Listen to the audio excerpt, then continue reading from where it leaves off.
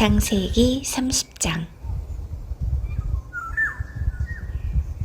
라헬은 자기가 야곱의 아이를 낳지 못하자 언니 레아를 시샘했습니다.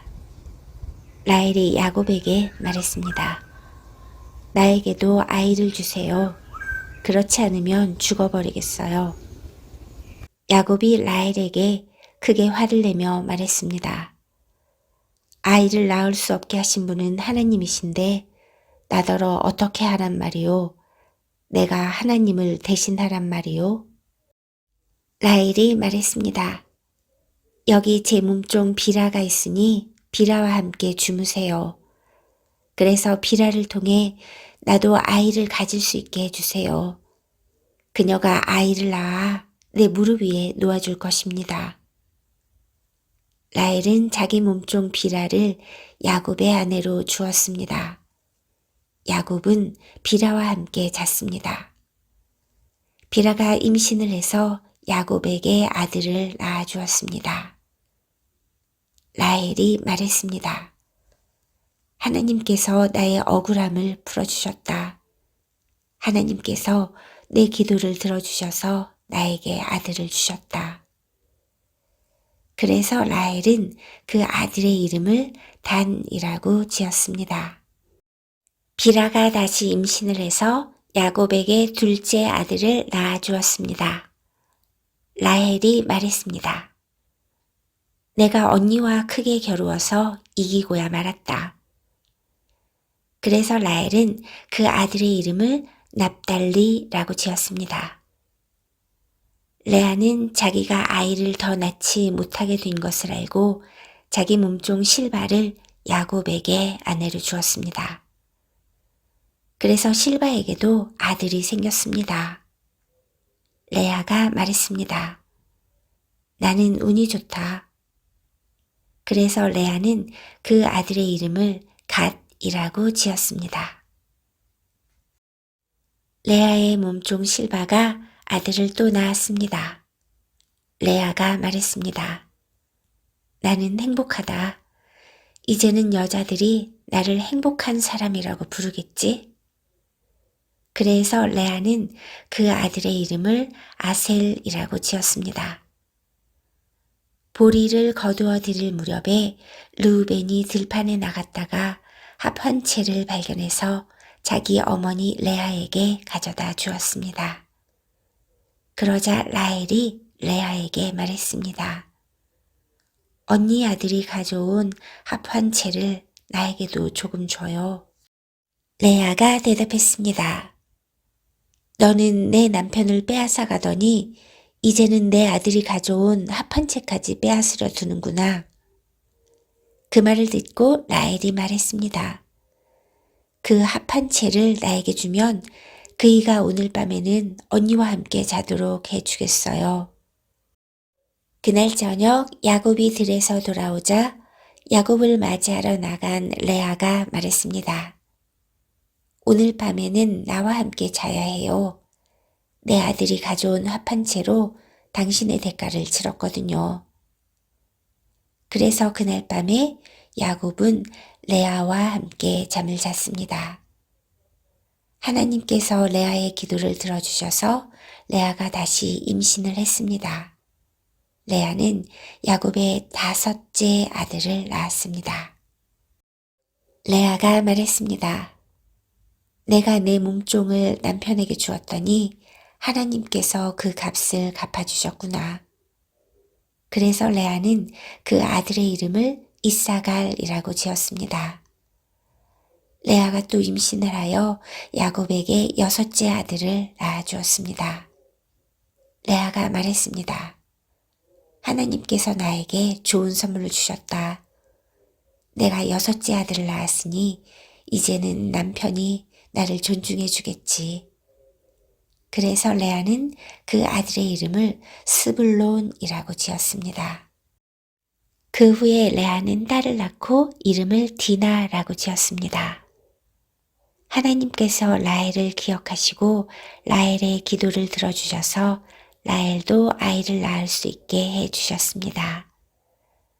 라헬이 임신을 해서 아들을 낳았습니다. 라헬이 말했습니다. 하나님께서 나의 부끄러움을 없애주셨다. 라헬은 하나님께서 나에게 아들을 더 주셨으면 좋겠다 라고 말하면서 그 아들의 이름을 요셉이라고 지었습니다. 야곱이 라반을 속임. 요셉이 태어난 후에 야곱이 라반에게 말했습니다. 이제는 제 집, 제 나라로 돌아가게 해주십시오. 제가 장인 어른을 위해 일해 드리고 얻은 아내와 자식들을 데리고 돌아가게 해주십시오. 제가 장인 어른을 위해 해드린 일은 장인 어른께서 더 잘 아실 겁니다. 라반이 말했습니다. 괜찮다면 나와 함께 계속 있게나. 여호와께서 나에게 복을 주신 것이 다 자네 때문인 것을 내가 예측하여 알고 있었네. 자네 품삯은 자네가 정하게 내가 그대로 주겠네. 야곱이 대답했습니다. 장인 어른께서는 제가 장인 어른을 위해 열심히 일한 것과 제가 돌보아 드린 장인 어른의 가축대가 제 앞에 얼마나 있는지 아십니다. 제가 장인 어른께 처음 왔을 때는 가축대가 얼마 되지 않았지만 지금은 크게 불어났습니다. 제 발길이 닿는 곳마다 여호와께서 장인 어른에게 복을 주셨습니다. 하지만 저도 이제는 제 식구를 위해 일해야 되지 않겠습니까? 라반이 물었습니다. 그래, 무엇을 해 주었으면 좋겠나? 야곱이 대답했습니다. 다른 것은 바라지 않습니다. 그저 한 가지만 해 주십시오. 그렇게 해 주시면 제 마음을 돌이켜 다시 장인 어른의 가축대를 돌보아 드리겠습니다. 오늘 제가 장인 어른의 모든 가축대 사이로 다니면서 점이 있거나 얼룩이 졌거나 검은 새끼 양과 점이 있거나 얼룩이 진 새끼 염소를 골라낼 테니 그것을 저에게 주십시오. 제가 정직한가 정직하지 않은가는 장인 어른께서 앞으로 저에게 오셔서 제 가축대를 보시면 알게 될 것입니다. 만약 제가 점이 없는 염소나 얼룩이 지지 않은 염소나 검은 색이 아닌 양을 가지고 있다면 제가 그것을 훔친 것으로 여기셔도 좋습니다. 라반이 대답했습니다. 좋네, 자네 말대로 하겠네. 그러나 그날 라반은 몸에 줄무늬나 점이 있는 순염소들을 따로 떼어 놓았습니다. 또한 몸에 얼룩이 있거나 점이 있거나 하얀 반점이 있는 암염소들과 검은 양들도 모두 따로 떼어 놓았습니다. 그런 다음에 라반은 그 짐승들을 자기 아들들에게 맡겨 돌보게 했습니다. 라반은 이 짐승들을 야곱에게서 3일 길쯤 떨어진 곳으로 몰고 갔습니다. 야곱은 라반의 나머지 가축대를 쳤습니다. 야곱은 버드나무와 살구나무와 신풍나무 가지를 꺾은 다음에 껍질을 벗겨내서 나무 껍질에 하얀 줄무늬를 만들었습니다. 그리고 나서 야곱은 가축대가 와서 물을 먹는 여물통 바로 앞에 그 흰무늬 가지들을 세워 놓았습니다. 가축들은 물을 먹으러 와서 새끼를 뱉는데 염소들이 그 흰무늬 가지 앞에서 새끼를 뱉습니다.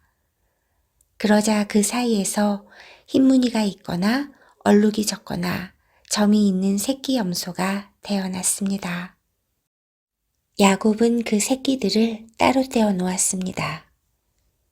야곱은 라반의 가축 가운데서 줄무늬가 있거나 검은 가축들을 따로 떼어 놓았습니다. 가축대 가운데서 튼튼한 짐승들이 새끼를 베려고 하면 야곱은 그 짐승들의 눈앞에 가지를 놓았습니다. 그래서 짐승들이 그 가지 앞에서 새끼를 베게 했습니다. 하지만 약한 짐승들이 새끼를 베려고 하면 야곱은 그 앞에 가지를 놓지 않았습니다. 그래서 약한 것들은 라반의 것이 되고 튼튼한 것들은 야곱의 것이 되었습니다.